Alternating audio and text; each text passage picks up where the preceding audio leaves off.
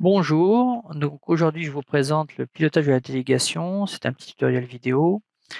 Heu, donc sur le premier onglet, donc nous avons les missions que nous avons estimées délégables. Là, c'est chaque manager qui définit ses missions délégables au sein de son équipe. On pourrait aussi voir les guides qui nous aident à trouver quelles sont les missions délégables dans nos équipes. Tout de suite après, on y met, la complexité de la mission qui va être définie en fait par l'ensemble des compétences clés nécessaires pour la mission. Donc dans les compétences clés, c'est pas exhaustif, on a une petite légende là qu'on utilise, c'est un exemple, hein. Donc on a mis, des compétences, style rigueur, organisation, mais aussi des compétences fonctionnelles techniques. On peut aller beaucoup plus en détail, bien entendu, en fonction de ce que vous avez envie de répertorier ou pas. Voilà, et puis derrière, on y met un niveau, donc soit non nécessaire, soit juste des notions nécessaires, soit maîtrisées ou confirmées. Et donc on remplit comme ça les missions et ainsi ça nous donne une idée de ce qui est nécessaire en termes de compétences clés pour, pouvoir déléguer la mission. Alors on passe maintenant au deuxième onglet, l'onglet Mon équipe. Là nous étions sur l'onglet Les missions. Dans l'onglet Mon équipe, on va retrouver, l'ensemble de notre équipe ici, sous forme de trigramme. Vous y mettez, ce que vous voulez, hein, vous mettez les prénoms, les noms, et cetera. L'idée, c'est de vous y retrouver. Donc ici, nous avons les trigrammes de l'équipe et ici, nous avons les compétences clés, voilà, qu'on retrouve et on les a répertoriées donc par trimestre. Voilà. Ici, l'idée, c'est de suivre.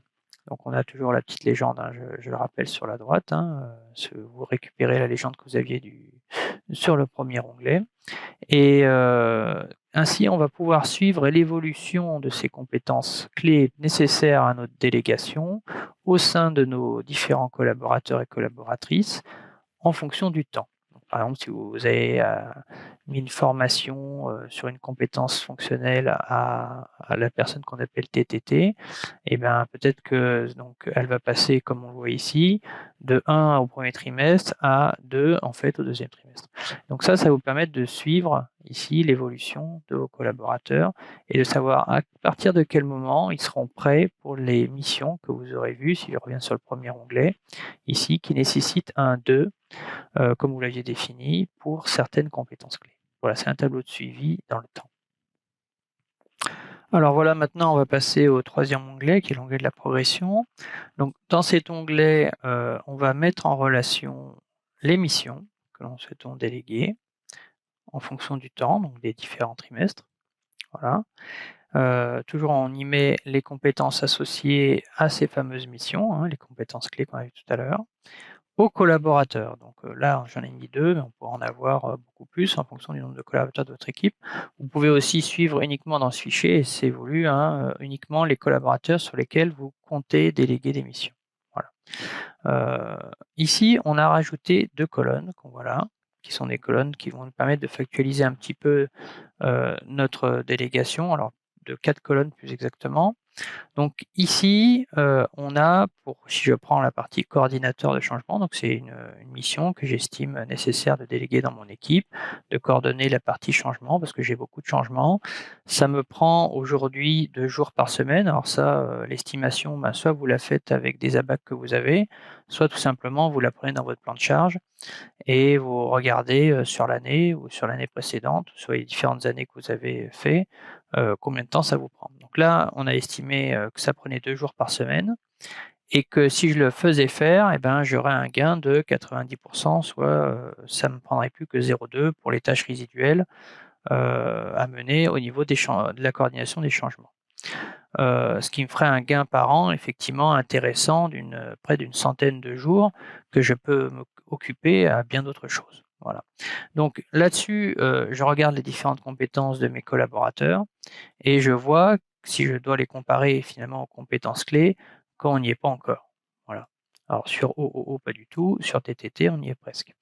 On a mis un petit code couleur pour mettre vert quand c'était tout bon. Donc en fait, ce qu'on va faire, c'est qu'on va commencer une formation de TTT ou un coaching ou tout simplement un accompagnement.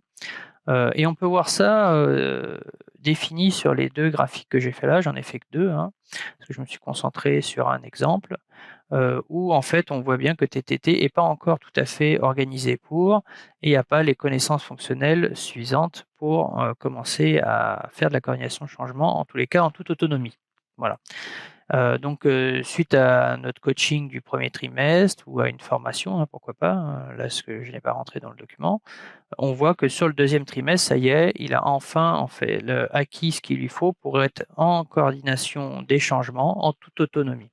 Et donc là, on peut voir en fait que j'ai mis que réellement, ce que je pensais être, un gain de 0,2 finalement c'était un gain de 1 journée.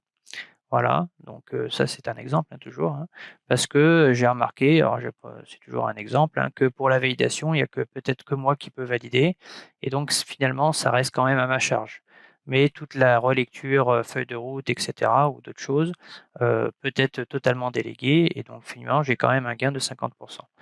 Donc voilà, donc tout ça c'est des exemples, il faut les prendre en fonction de ce que vous avez envie de déléguer et bien entendu de votre situation d'équipe. Mais ça vous donne à la fois une vue rationnelle de ce que vous fait gagner en temps et en jours, la délégation d'une mission et aussi ce que ça va permettre de faire, évoluer chez vos collaborateurs et collaboratrices, ça aussi c'est un gain. Voilà. Donc on y a aussi mis, la légende comme tout à l'heure et voilà. Donc je vous remercie de m'avoir écouté.